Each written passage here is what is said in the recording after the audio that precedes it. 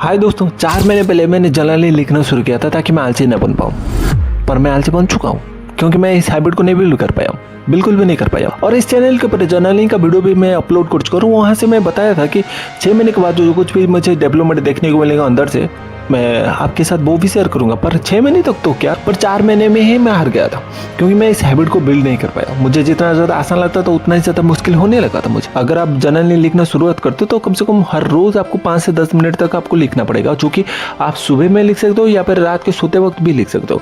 ये बहुत ज़्यादा आसान है, कम से कम 5 से 10 मिनट तो कोई भी लिख सकता है, एक छोटा बच्चा भी लिख सकता है। मुझे यही लगा था कि हाँ, मैं बिल्ड कर सकता हूँ इस हैबिट को, बहुत ज़्यादा आसान है।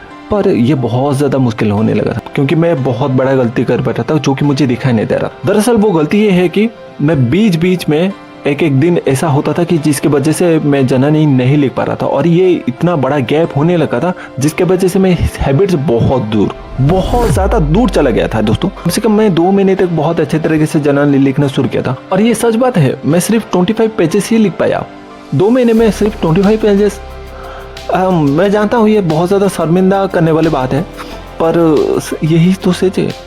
अब मैं आपके साथ सच ही बात शेयर कर रहा हूँ। मुझे यहाँ पे मेरा गलती जो है समझ में आ चुका है, यानी कि अगर आप जर्नलिंग लिखना शुरू करते हो तो आपको बीच बीच में गैप नहीं देना है, यानी कि आप छोड़ नहीं सकते। हो सकता है किसी रीज़न के वजह से आप एक दिन जर्नलिंग नहीं लिख पाते हो, पर एक दिन चलता है। पर एक दिन से ज़्यादा अगर गैप हो जाता है तो ये बहुत बड़ा नुकसान कर सकता है आपको, क्योंकि ये हैबिट को बहुत ज़्यादा तोड़ देती। इस हैबिट को अगर बिल्ड करना है तो हर रोज़ आपको जर्नलिंग लिखना पड़ेगा, जो कि 5 से 10 मिनट तो आप लिख सकते हो। और यहाँ पे एज ए बिगनर के हिसाब से मैं हर रोज़ लिखना शुरू करूँगा, पर नया डायरी से लिखना शुरू करूँगा।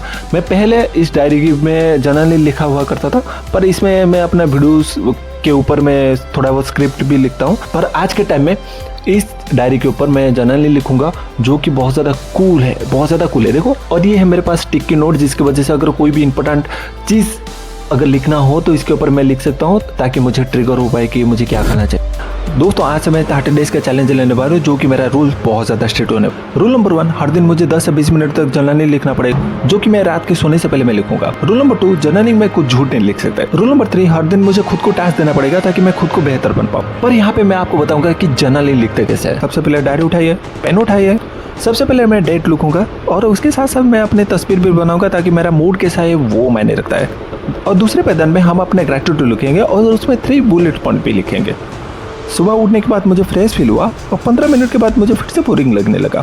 मैंने मछलियों का खाना दिया खुद का खाना कंप्लीट होने के बाद, और उसके बाद मैंने टीवी देखा ताकि मुझे बोरिंग ना लगे। नंबर 3 पे हम टू डू लिस्ट लिखने वाले हैं, यानी कि आज मुझे क्या करना चाहिए उसके ऊपर हमें ध्यान देना होगा। सबसे पहले मुझे शाम में एक्सरसाइज करना होगा, और फाइनली रात के सोने से पहले मुझे जर्नलिंग लिखना होगा।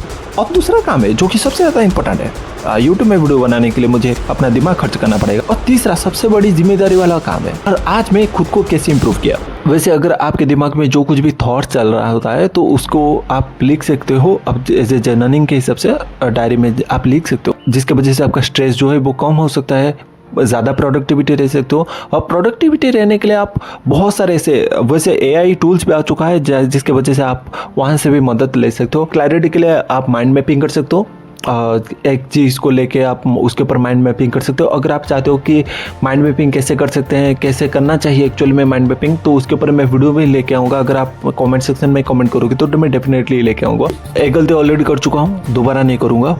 इस हैबिट को मैं फिर से बिल्ड कर रहा हूँ ताकि मैं खुद को प्रोडक्टिविटी रह पाऊँ, क्लैरिटी, मेरे दिमाग का क्लैरिटी मिल पाए, ओवर थिंकिंग ना कर पाऊँ, और ज़्यादा स्ट्रेस ना रह पाऊँ, और जिसकी वजह से मैं ये जर्नलिंग लिखना आज से ही शुरू कर रहा हूँ।